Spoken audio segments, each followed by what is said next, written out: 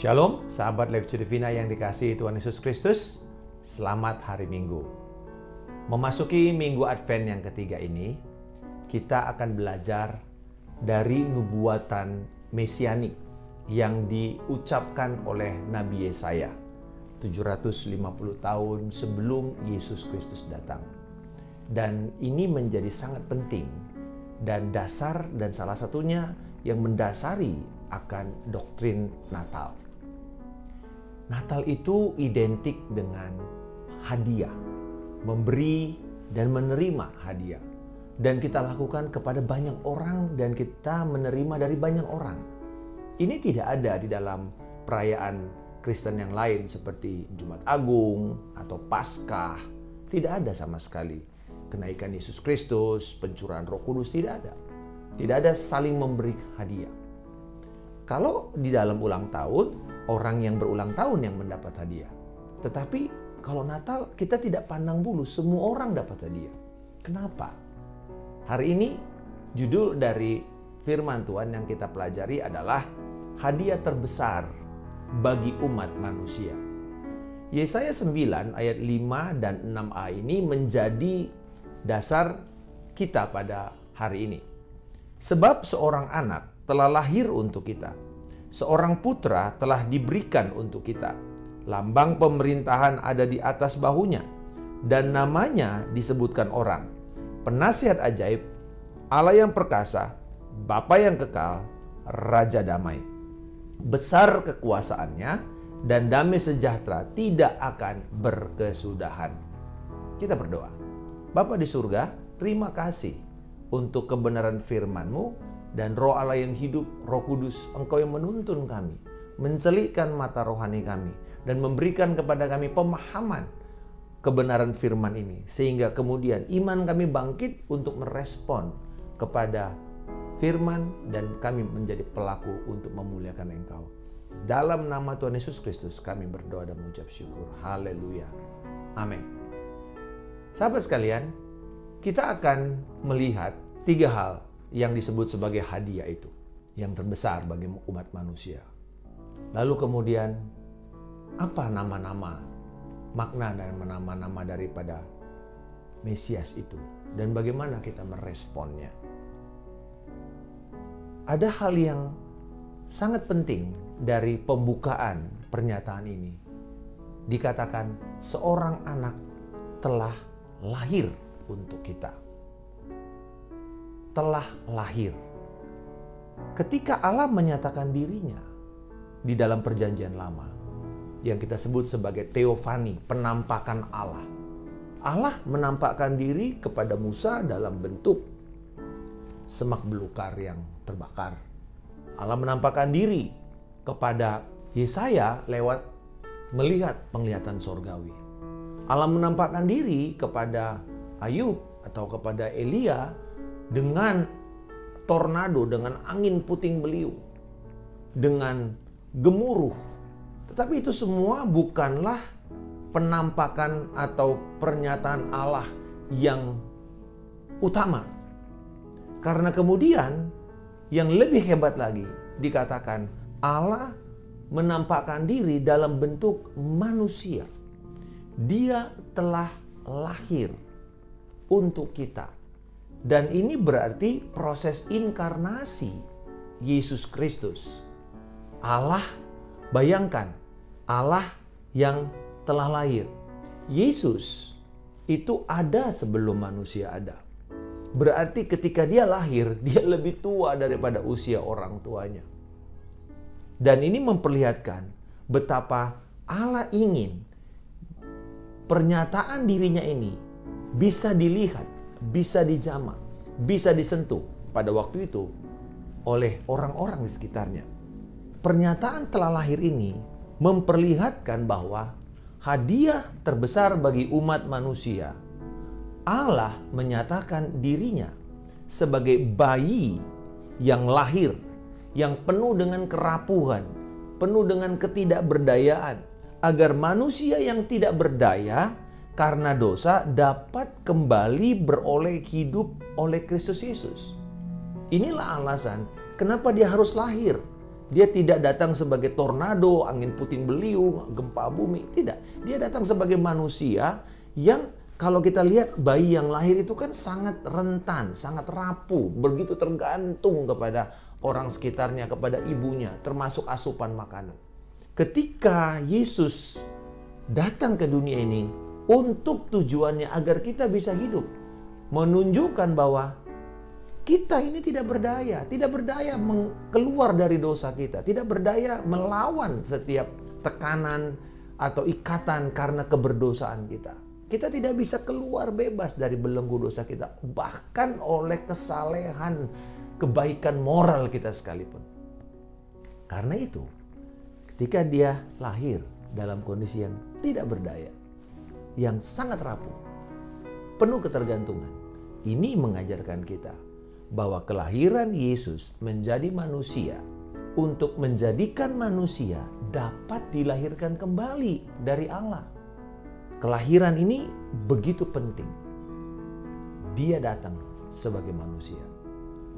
Dan di dalam kapasitasnya sebagai manusia, dia menerima penghakiman, hukuman Allah untuk manusia. Dan demi manusia, dia lakukan itu. Supaya kemudian semua orang yang percaya kepada Yesus dan karyanya bisa menerima hidup yang kekal dari Allah. Kita dilahirkan dari Allah. Siapa yang dari Kristus, dia dilahirkan dari Allah. Itu yang kita kenal sebagai lahir baru. Nah, hadiah yang terbesar ini karena seorang putra telah diberikan untuk kita. Katanya diberikan. Nah, inilah kata yang sebenarnya kita dapat sebagai kata hadiah. Karena begitu besar kasih Allah kepada dunia ini sehingga ia memberikan anaknya yang tunggal, yang satu-satunya. Tidak ada yang seperti dia sebelumnya, tidak ada yang seperti dia berikutnya atau yang akan datang. Hanya dia, manusia Allah. Allah yang jadi manusia. Putra Allah atau Allah Putra artinya Allah yang memang menetapkan dirinya untuk menjadi manusia agar bisa menjadi penebusan, bisa menjadi alat pendamaian dari Allah untuk manusia. Jadi Natal adalah tentang hadiah Allah, yakni Kristus yang telah diutus sebagai pendamaian bagi dosa-dosa kita. Jadi Natal berarti kita begitu terhilang, tidak mampu menyelamatkan diri kita. Hanya kematian anak Allah sendiri yang sanggup menyelamatkan kita. Inilah hadiah yang terbesar itu. Menyadari kita begitu terhilang. Kita begitu hancur. Kita begitu terpisah dari Allah. Dan bagaimana caranya kita bisa menerima hadiah itu? Untuk menerima hadiah Natal yang sesungguhnya, kita harus bersedia untuk mengakui diri kita ini sebagai pendosa dan diselamatkan hanya oleh anugerahnya semata-mata. Hadiah itu sudah diberikan kepada kita. Yesus sudah lahir, dia hidup, dia menanggung semua hukuman kemurkaan Allah di kayu salib, mati, bangkit pada hari yang ketiga, naik ke sorga. Dan dia akan datang untuk kedua kalinya. Nah, bagaimana caranya kita bisa menerima hadiah ini? Karena inilah satu-satunya cara untuk kita bisa beroleh pengampunan dosa dan jaminan hidup yang kekal. Yesus ini lahir untuk dia mati. Coba bayangkan, memang betul semua orang akan mati kita berpikir. Tapi Yesus kan Allah. Dia mati dengan tujuan untuk bisa menjadi penyelamatan, pendamaian manusia kepada Allah Bapa.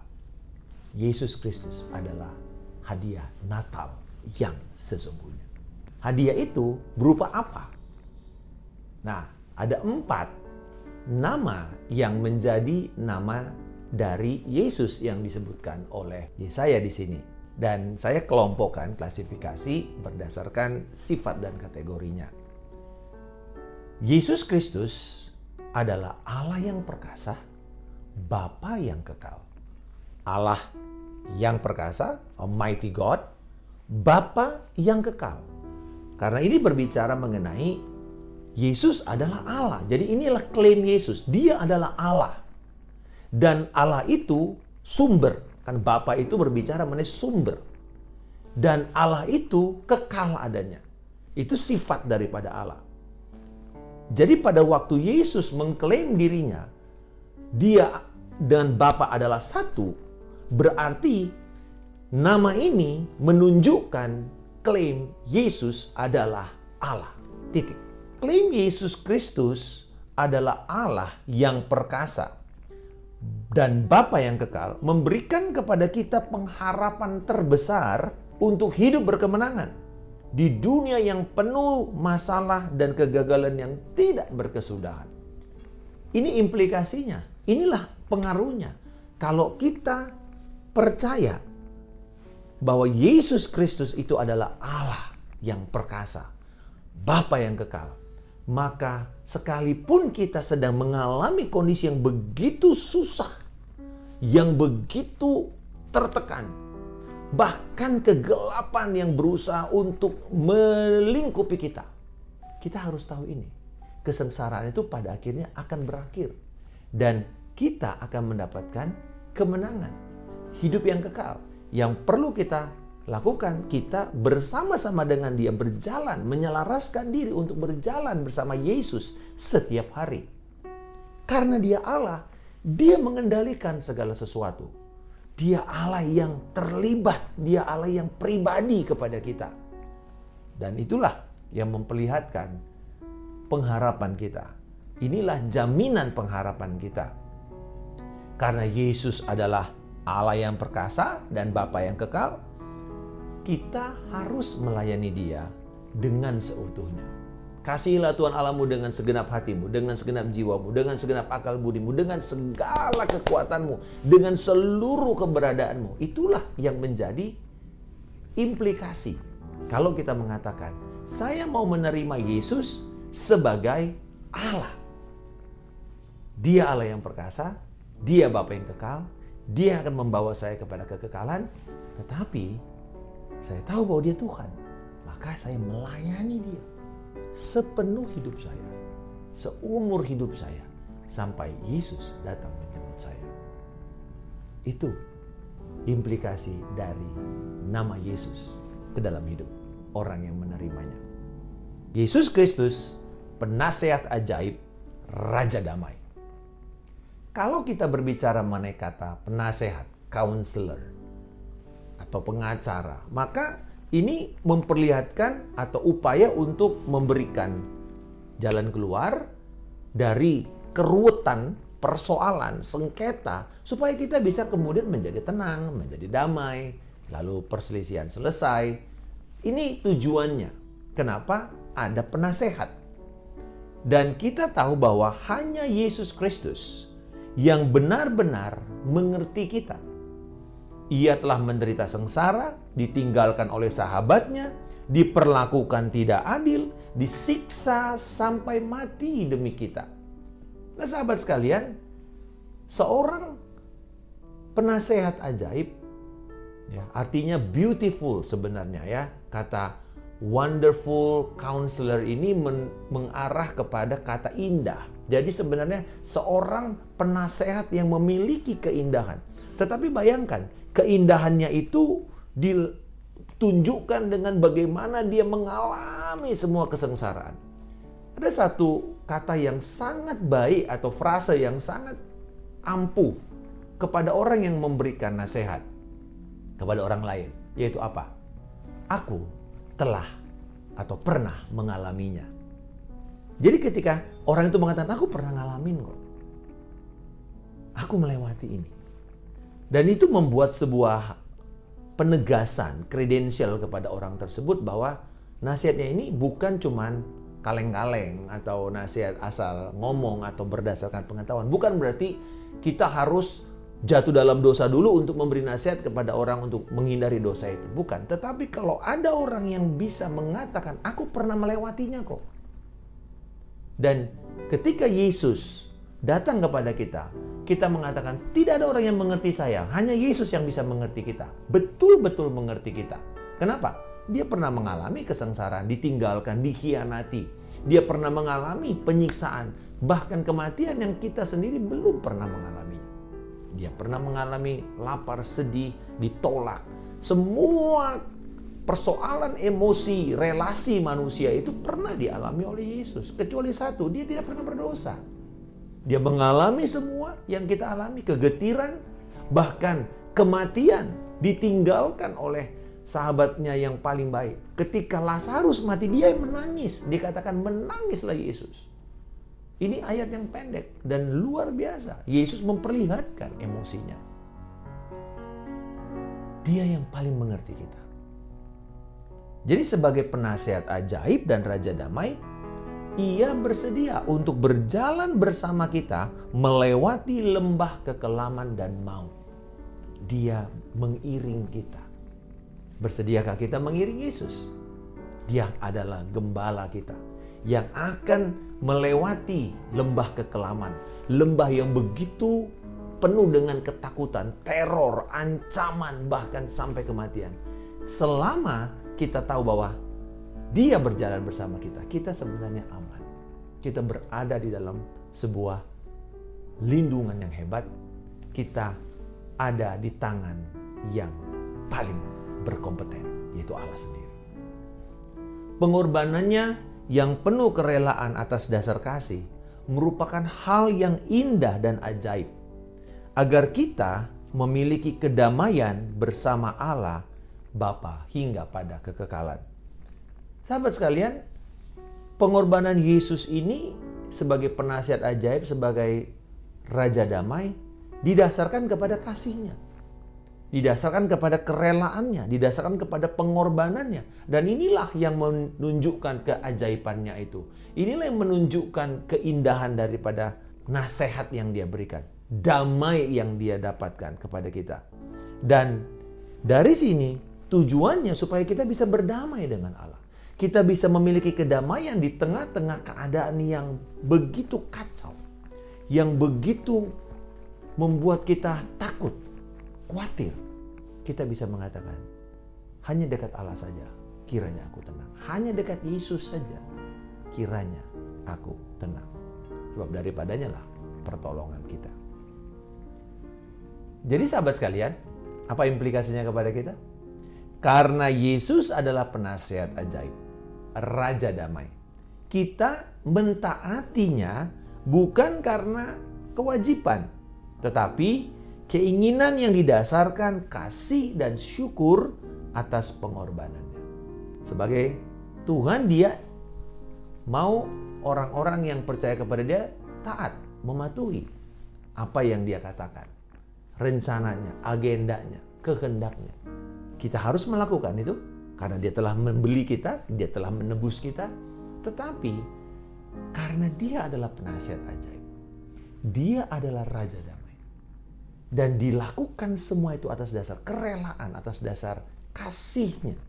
Maka respons kita terhadap ketaatan itu bukan melihat ini sebagai sebuah obligasi, kewajiban, atau dalam ketakutan. Nanti kalau saya nggak lakukan, saya bisa kehilangan keselamatan saya. Kalau saya nggak lakukan, nanti Tuhan akan marah sama saya. Tapi kita melakukan itu karena kita melihat Dia yang telah lebih dahulu mengasihi saya. Maka apapun yang kita kerjakan, itu respons dari sikap hati yang bersyukur, sikap hati yang mencintai Tuhan, sikap hati yang memiliki kerinduan, keinginan untuk terus semakin dekat dengan Dia. Sahabat sekalian, mari kita menanti perayaan Natal ini dengan sebuah sikap hati. Hadiah yang terbesar itu kita terima karena kita menyadari saya tidak mampu. Sahabat, pernah nggak mendapatkan sebuah hadiah dan hadiah itu sepertinya menohok atau menghancurkan kesombongan kita? Contoh misalnya, tiba-tiba nanti Anda Natal ya, ada yang kasih buku hidup sehat dengan tubuh ramping, sementara kita mungkin sedang kelebihan berat badan. Maka hadiah ini seakan-akan nyenyek kan gitu ya. Seakan-akan ini seperti, aduh Kak, kamu nyinggung perasaan saya, menghancurkan kesombongan saya. Tetapi karena itu hadiah, kita terima. Bukankah itu yang terjadi dengan anugerah? Anugerah itu yang kita terima, keselamatan itu menghancurkan kesombongan moral kita dan menyadarkan kita tidak ada satu yang kita bisa pertahankan, tidak ada satu yang kita banggakan dari moralitas kita ini kepada Tuhan untuk menyelamatkan kita dari dosa dan penghakiman Allah terhadap dosa itu. Gak ada. Jadi ketika kita menerima, itu harus menghancurkan kesombongan kita, self-righteous kita. Dan kita mengatakan, aku dengan rendah hati menerima karunia keselamatan oleh iman kepada Yesus Kristus yang telah melakukannya untuk aku. Dan saat ini aku telah ditebus, aku diterima, aku diampuni, aku dikasihi, aku diakui sebagai anaknya. Itulah yang akan kita terima. Jadi hari ini sahabat sekalian, mari kita menerima hadiah terbesar dari Allah kepada umat manusia. Dan bukan itu, mari kita bagikan hadiah ini kepada yang lain.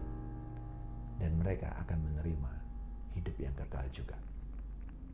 Bapa di surga, terima kasih untuk hadiah yang terbesar kepada manusia, Yesus Kristus, yang telah lahir dan Yesus yang telah diberikan kepada kami sebagai hadiah yang terbesar. Engkau yang kaya telah menjadi miskin demi kami, supaya kami yang miskin, yang bangkrut secara moral, bisa menjadi kaya kembali, bisa dilayakkan menjadi anak-anak-Mu. Terima kasih Tuhan atas pendamaian, kematian Yesus dalam hidup kami, dan kebangkitannya, dan memberikan kepada kami pengharapan bahwa Engkau yang memegang kendali, Engkau tidak pernah meninggalkan kami. Dalam nama Tuhan Yesus Kristus, kami telah berdoa dan mengucap syukur. Haleluya. Amin. Salam kemenangan. Saya Pendeta Markus Simanjuntak.